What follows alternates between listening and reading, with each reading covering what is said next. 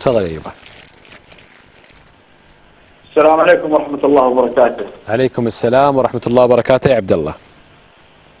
كيف الحال اخوي خالد؟ يا مرحبتين يا عبد الله. في البداية مسي عليك وعلى جميع المشاهدين المتابعين. يا مرحبتين يا عبد الله. ولقناة الكأس العريقة، وفي البداية اسمحوا لي أقدم اعتذاري لإدارة القناة الكأس والجميع القائمين عليها، وعلى اللي حصل سوء الفهم اللي صار، والمقطع اللي تم تداوله في التواصل الاجتماعي، ويشهد الله ما كانت تقصد بأي إساءة أو شيء من هذا القبيل. تظل قناة الكأس قناة مميزة وقناة متابعة من قبلي أنا شخصيا ومن قبل الملايين المشاهدين في الوطن العربي. وبالمناسبة اللي حصل أو التعليق هو اجتهاد مني، أعمل هذه المقاطع بعد كل مباريات وبعض الأهداف الجميلة اللي أشاهدها، أصيب أو أخطأ في بعض الأمور، لا أريد أبرر في الوقت هذا عن الشيء. أنا أعترف بغلطي وأعتذر للجميع وجميع المشاهدين الرياضيين، واعتذاري بشكل خاص لجماهير الهلال، ويعتبرون هذه الإساءة مني ومن هذا القبيل ومقصودة، ويشهد الله أنها لما كانت مقصودة. نعم. وحماد زكيد واعتذر للجماهير، كانت إدارة الهلال واللاعبين وكل محبين الهلال. زي ما حطيت أنا شاب سعودي ومقيم في أمريكا ودراسة، وكنت دائما أبادر في أعمال تعليق المباريات، وعندي رغبة كبيرة لأصبح معلق، وللأسف الخبرة عندي قليلة، وأتمنى من قناة كأس من الجماهير الاتصال عليك. احنا عموما ندعم الكوادر الشبابيه وعيالنا في مجلس التعاون الخليجي عبد الله، وبرجع الى اعتذارك في البدايه. عموما الاعتذار ما يقلل من شانك ابدا، وبالعكس الاعتذار دائما يكون من شيء من الكبار. واحد لما يرتكب شيء مخطئ وانا اسف ما فيها اي حاجه، بالعكس واتصالك وحرصك على الاتصال والظهور هو يدل على كرم اخلاقك يا عبد الله. وانت واحد من الشباب اللي احنا نتمنى لك انك تشق طريقك ان شاء الله في المستقبل، وتكون على فكره من ابرز المعلقين نشوفك باذن الله تعالى.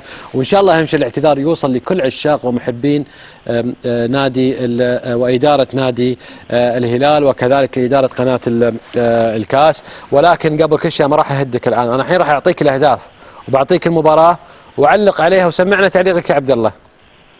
ابشر بس اخوي خالد، الصوره عندي متاخره لان انا في امريكا. اي طيب شوفها وعلق عليها علي قدامك.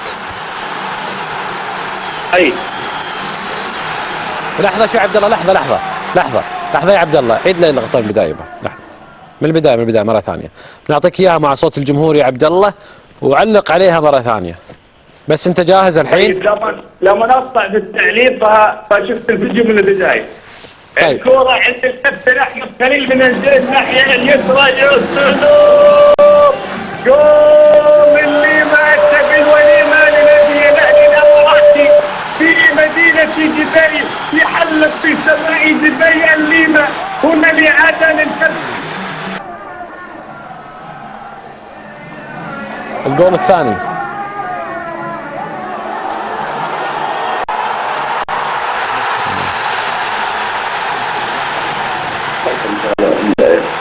اخوي خالد الجول الاول هذا. طيب معلومك الصورة توصل عندك متأخرة ها؟ اي الصورة عندي متأخرة فاعذروني يعني. ولا يهمك. عموما فهد الروقي معك يا عبد الله. مساك الله بالخير يا عبد الله. مساك الله بالخير فهد. يقول الرسول صلى الله عليه وسلم كلكم خطاؤون وخير الخطائين التوابون. بارك الله فيك وبيض الله وجهك. وهذا عشمنا في عيالنا اللي يدرسون في الخارج، ان شاء الله ترجعون بافضل الشهادات. وانت يعني نومستنا باعتذارك، والخطا وارد من كل البشر يعني، لكن الانسان العاقل هو اللي يسترجع الحق ويعود له.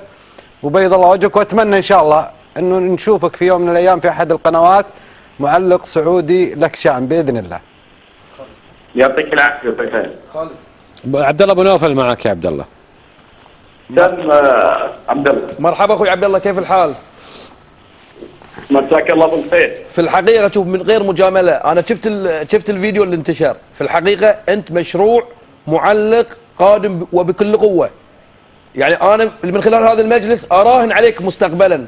فتذكرني ولا تنسى. هذا اعتز فيه اخوي عبد الله. اي فلما تصير معلق كبير قول عبد الله ابو نوفل اول من قال لي انه راح يكون لك مستقبل كبير. يعطيك العافيه اخوي عبد الله. اي ابي يعني حصري وظهر الاخوان زعلوا لان قالوا قبل انا توني جاي، ولكن انت مستقبل مشروع كبير كبير والله يوفقك ان شا الله. يعطيك العافيه. الله يعافيك. سالم الاحمدي معاك. مساء الخير عبد الله. مساك الله بالنور حبيبي.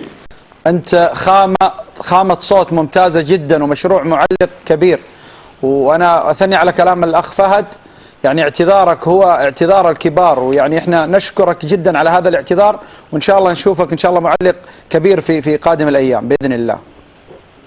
يعطيك العافيه. شكرا عبد الله المعيويد، واعتذارك ان شاء الله انه يكون وصل للاسرى الرياضيه المهتمه في كره القدم. شكرا يا عبد الله، اتمنى لك التوفيق ان شاء الله، والله يحفظك وانت في امريكا انت وكل ابنائنا اللي موجودين في الولايات المتحده.